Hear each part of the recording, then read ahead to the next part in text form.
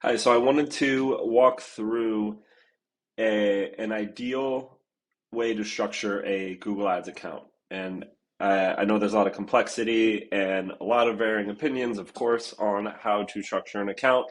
But after working with hundreds of e-commerce businesses and getting their Google Ads accounts optimized into an ideal structure that allows for volume, scale, and efficiency, this approach seems to be the best way to do it.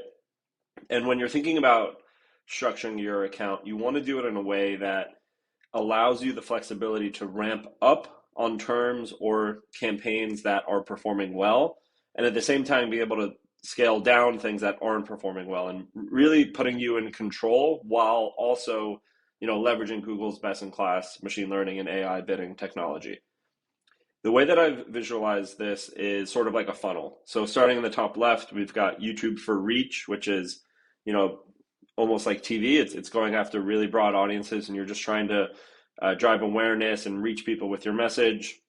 And then all the way down on the right, we've got brand search, which is, the most high intent people that are specifically looking for your brand and are very likely to buy.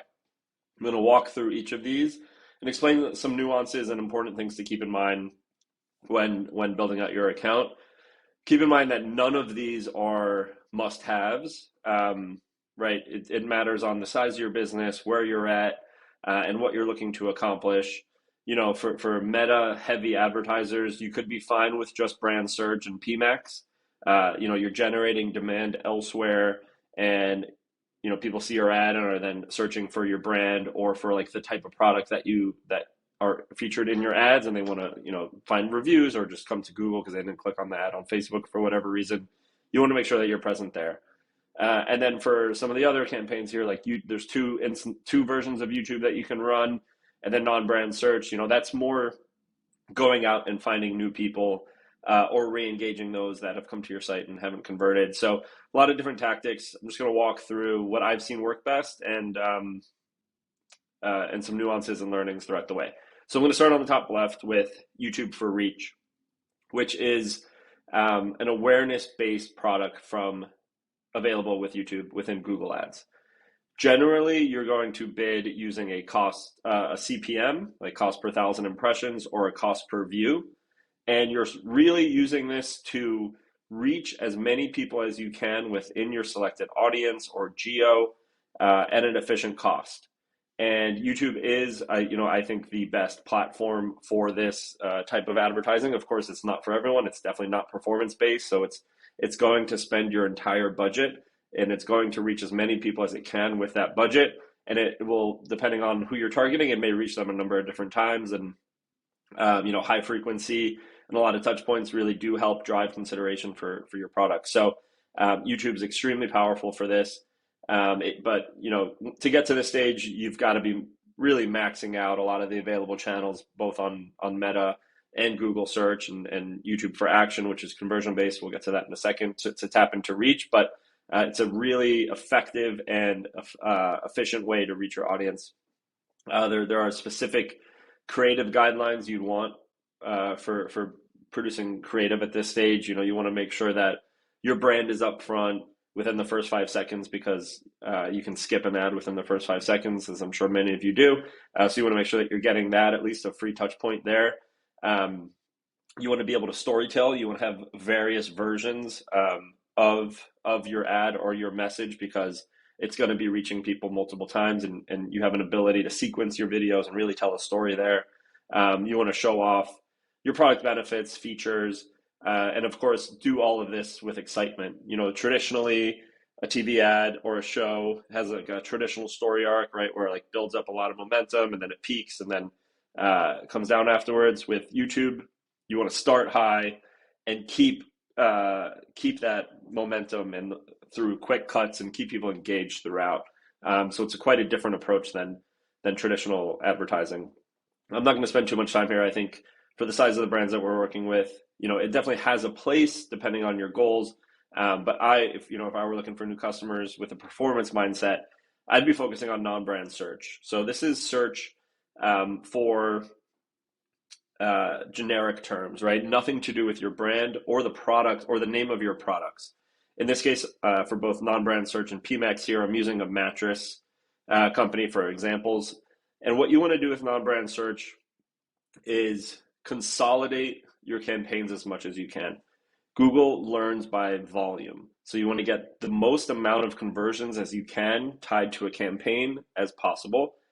And for me, the only reason I split out campaigns is if you either have different KPIs, different CPA or ROAS targets, then you would need to set have different campaigns because you can only set the target at the campaign level. And that matters, like if you have very different AOVs or different products with different order values or different margins across different products, you're going to want to be setting different ROAS targets.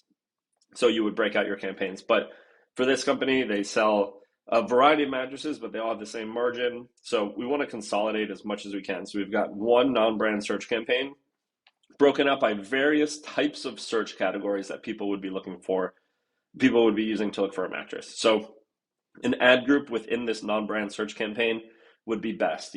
Best mattress 2023, best mattress for couples, terms like that, right? Pretty common ways that people search when they already know that they want to buy a mattress, and they either have a specific like angle that they're looking for with the mattress, or they're just looking for like reviews, best blah blah blah. This is very common. So you'd have an ad group with all of those terms, and ideally you're using all broad match search terms within there. Then you would have a different ad group with for all of these different angles that people are searching, right? When I think about Instagram ads or Facebook ads, you're creating the hook. You're like, want to know the best mattress for 2023? Here it is. With search, the hook is done for you and you're responding to it, right? So firmness being another ad group with search terms like mattress with medium firmness, soft firmness, hard firmness mattress, right? You're going to have all of these different search terms within that ad group broken out. And that's going to capture the people looking for that specific angle for your product. And the reason we're breaking these out into different ad groups is because you want to do two things. You want to have very specific ads. So ads are tied to an ad group, and you want to use you want to make sure that your ads are meeting the search. So if someone's looking for medium firmness mattress, then your ad should say for medium firmness mattress, like the exact match to that keyword. There are some tools you can use like dynamic keyword insertion, which will take the user search keyword and put it into your ad. So that makes life a lot easier. And you want to have various mentions of basically multiple ways to say the same thing so that it's really relevant and helps improve your click-through rate, because people are coming to look for something and your ad is directly answering that. So I would have different ad groups with the variety of different ways that people could be searching for your product. I work with a lot of supplement brands, so I would see people looking for the ingredients is one ad group, and then you'd have various ingredients. People looking for the concerns, so like I can't sleep at night, or I have low energy, I have no focus, and then you would have one for like the different causes. So maybe someone has insomnia or I don't know, high blood pressure or whatever it may be. You would have terms and ad groups matching that. So you want to put all of these, as many as you can, into one campaign, very specific ads tied to the ad group and very specific landing pages. So if someone clicks on your medium firmness mattress ad, you want to take them to a landing page that talks about medium firmness mattresses and why they should buy from you. So you want to get as granular and as relevant as you can. And you don't need to do all of this at once. You're going to see what's working, and then you're going to notice, oh, this type of search term is starting to trend and do well for us. Let's build out more coverage around this. And over time, you're just going to get deeper and deeper and more segmented within this coverage. Moving over to YouTube for Action, which is, a middle funnel, because YouTube for Action is different than YouTube for Reach. Reach is trying, like we talked about, reach as many people as it can. Action is going after high intent users using performance-based bidding. So with Reach, you're doing cost per view or cost per impression. With Action, you're doing cost per conversion or ROAS bidding, right? And these are using very different models in how they're going out and targeting users. YouTube for Reach is like trying to find people that are likely to watch your video, which is very different from someone who's willing to take an action, fill out a form, make a purchase, whatever you're setting your optimization event to be. Because of that, YouTube for Action is way more expensive. CPMs on YouTube for Reach are, as can be as low as $3, sometimes $4 or $5. For Action, it can get up to $15, $20 CPM because it's a much richer audience. It's a much smaller audience, and it's people that are, a lot of people are competing for those eyeballs, right? So with YouTube for Action, you want to target people who are searching for your top performing keywords. So if you're running non-brand search, you take your top performing keywords because you're only reaching a very small subset of people who are, with your ads, that are already searching for that. And you build a custom intent audience of people looking for those same keywords. You're able to reach them off outside of search, right? So it's a lot more, you're just getting a lot more touch points with them. You're able to tell your message much more than you could within a text-based ad. And you're able to compete for mind share and eyeballs of people that are highly in market for your product. There you want to have like really strong direct response messaging, a lot of value props, maybe a discount or a promotion, some testimonials work, UGC works here. You want to make sure that you're really going after these users pretty heavily because they're in market and they're window shopping and you can get in front of them. You also want to remarket. So people who have been to your website, this is a great spot to get back in front of them with a different ad group and perhaps a different ad, getting them to come back. So this is just a great way to reach people outside of search, but also keep it really highly targeted. And you can use top performing ads from Instagram or Facebook. And of course, if you find success, it's best to create your own for the platform. So as we're moving down this funnel, right, we've gone from reaching people who have never heard of us, both within YouTube for Reach and non-brand search, and then with Action, we're getting more targeted for people highly in market who have been to our website, and we're getting in front of them at the right time and hopefully giving them a great deal or an offer or a reason to buy.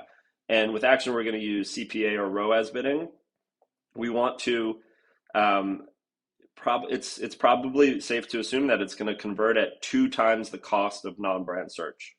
So keep that in mind. If your non-brand search CPA is $100, I would set your YouTube for Action CPA at $200, and you want to give it ample budget. The guidance is to give it 10 times its CPA as its daily budget. So in that scenario, a $200 target CPA would need a $2,000 daily budget. Doesn't mean that it's going to spend it, but the machine wants the flexibility to be able to bid for users with enough budget. So there are probably cases where you don't have enough budget and just won't spend, or your target CPA is too low and it won't spend. A lot of people call that a feature because it's just not going to go out and spend your budget if it can't hit your target. So you want to make sure that you're being reasonable and giving it room to run, and also giving it time to learn. These things take time. You need to learn who your audience is, what the conversion rates are, who's likely to buy. And with YouTube and with Google, the learning phase can be quite long depending on how much volume you get. I would think about at least 2 weeks without making major changes to these campaigns, any of these campaigns, before actually using the data concretely and to make decisions. So it's definitely a bit of a learning curve and takes some patience, but once you get over the hump, these channels can really fly for you. So you just got to be patient and willing to lose a bit of performance up front for long-term gains. So we've talked about more mid to higher funnel activations, both with non-brand search and YouTube. Now we're going to get into PMax. For many brands, PMax is going to run primarily on shopping. This, of course, is I'll caveat that it's based on your search structure. So PMax was built to complement search. It was not meant to cannibalize or take over search. However, if you don't have any search campaigns built out, it's of course going to run on search. The beautiful thing about PMax is that it can do all of these things. It can do all of these things in this funnel that we've talked about. It's made to run on all of Google's inventory. And to me, I think it is great for two two very different sets of brands. It's great for brands that have no campaigns running at all because it can do all of these things. And it's also great for brands that have everything built out because it's going to find incremental pockets within Google's inventory to target and find new customers for you. You just got to understand the controls that you have around it and how to design your structure to maximize what it's doing for you. But in most cases, I'm going to assume most brands are fully built out on brand search, maybe some YouTube, maybe from non-brand search. So in that case, PMax is going to run primarily shopping, and maybe 60-70% shopping, and then the rest within search. It probably won't move into display in YouTube until it saturates that. The way that I would structure PMax for this mattress brand would be, again, I ideally would want one campaign set up to maximize volume and learnings on that campaign. But if you had different ROAS targets or you're targeting different geos, then it would make sense to split it out. But with one campaign, you would then want to have different asset groups, which are very similar to ad groups. But here you're going to split it out by your products. So you've got your Merchant Center feed, which is connected to Shopify or your commerce platform, or you have like a third party handling the feed for you. It's basically sending all your product details into Google Merchant Center. And then Google Merchant Center is tied to PMax. And you're able to segment your asset groups by products.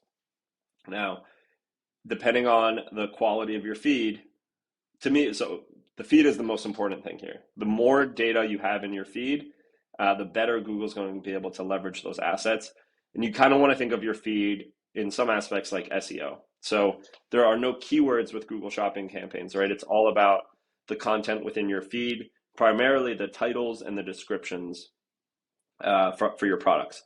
So you do want to kind of keyword stuff those, right? You want to perhaps take your best performing non-brand search keywords like best mattress for side sleepers and put that into the title and the description of the respective product that aligns to that. And that way, when someone is searching for what mattress should I get, I sleep on my side, your shopping campaign, which is the best real estate on mobile and desktop within search, comes up and your image is there and it's the first one clicked on. So you want to get strategic about the terms and the content that you're putting within your product titles and your descriptions. I can follow up with more details on that. You also want to make sure that you're passing in all of the attributes. There's like a Google product category, there's product type, there's conditions, there's ingredients. Depending on what you sell, there's a whole host of columns basically that can populate within your feed. And the more that you put in there, the more likely Google is to serve you. And then it's also going to include those attributes in the search results. So for savvy shoppers that know what they're looking for, they can filter and see the exact products that meet their criteria. So we could probably do a whole session on shopping feeds. It's one of the most under leveraged but most important things of Google Shopping and performance marketing with Google Ads. So more to come on that. But basically within PMax now, you're going to want to split out your products by ways that make sense. So for mattresses, I thought maybe kids mattresses, cots, and then traditional mattresses. And you can use custom labels or product types or like product title contains to filter these things. And so in this case, you've got 3 asset groups, and you're going to want to put as many relevant assets to that product as you can. So for the kids asset group within this PMax campaign, I would have imagery of kids mattresses, maybe a kid's bedroom, bunk beds, things like that, maybe some lifestyle imagery, video specifically talking about your kids mattresses that you sell, text, headlines, and descriptions should all be about the products within that asset group. The more rich and specific content you can put within that asset group, the better chance you're going to have at serving and driving a conversion. And then you also want to build audience signals. That's another asset that you put within a PMax asset group, telling Google these are the types of people that are likely to buy this product. And again, you're going to take your top performing search terms and put those in as search themes within your asset group. So these are the types of search terms that people look for when they're buying my product. These are the existing customer lists that I have of people that have bought this product. So download a list of people who bought kids mattresses from your site and attach that list to that asset group. So you're giving Google a head start of knowing which types of audiences to go after. It's not targeting those people. It's called a signal, right? It's just saying, hey, this is who you should be going after. These are the types of people that are likely to buy this product. So if you're starting from scratch, use this to inform the way that you're going after things. And you're going to do that for all of your products. Depending on how rich your catalog is, you may have 10 asset groups and a catch-all for all products that are random and don't fit into any of these like subcategories. But again, the more specific you can get, the better you're going to see performance here. And now a new ability to report on asset group performance. So you can look at each individual asset group and see how it's performing, which is getting most of the spend, what sort of ROI you're seeing and performance you're seeing at the asset group level. So a lot of rich insights that have historically been difficult to see with PMax, you can now see. And there's some other ways to hack. There are some scripts available that I can send out to look at, where different placements, is it running on YouTube, search, or shopping? Really valuable things to know about your investment. And then lastly, brand search, the most bottom funnel. These are people who are specifically looking for your brand. And I would structure this in a way that gives you visibility into how people are searching for you, because there's a lot of different use cases, right? If I'm running YouTube at all, I want to see if that's increasing my brand awareness. So one easy way to see that is by looking at the exact search terms for your brand within the brand search campaign. So if you're running YouTube in Colorado, then filter your brand search results for Colorado and see if you're seeing an uptick, because we know a lot of people don't click on YouTube ads. So getting more people to search for your brand is a very likely and valuable outcome from investing in your brand. So that gives you the ability to report on how you're doing there. And it also coincides with any spend on Meta or any channel, right? You're going to see brand search improvements or hopefully you're going to see brand search improvements with investment elsewhere. As you reach more people, are going to search for your brand. And it's just a natural behavior, right? People don't click on ads. They search for your brand or for the products. So that's why I put products into a different ad group. So let's say this was Casper mattress, right? Like Casper kids bed, right? I want to put an ad group specifically with either the name of my brand plus the products that I sell, or if you have a product that like naturally has its own name that people would search for. I can't think of any good examples off the top of my head, but they definitely do exist. You would put those into the product section of your brand search campaign.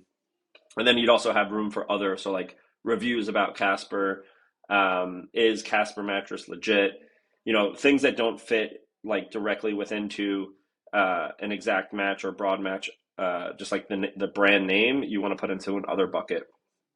With brand search, overall for bidding, there's a lot of debate on how to do this. For performance-based advertisers, it's best to either have a target ROAS set or a target impression share. So if you have a target ROAS set, it's only going to bid on, it's only likely to bid on customers that are looking to make a purchase, right? Because it's trying to hit that ROAS goal.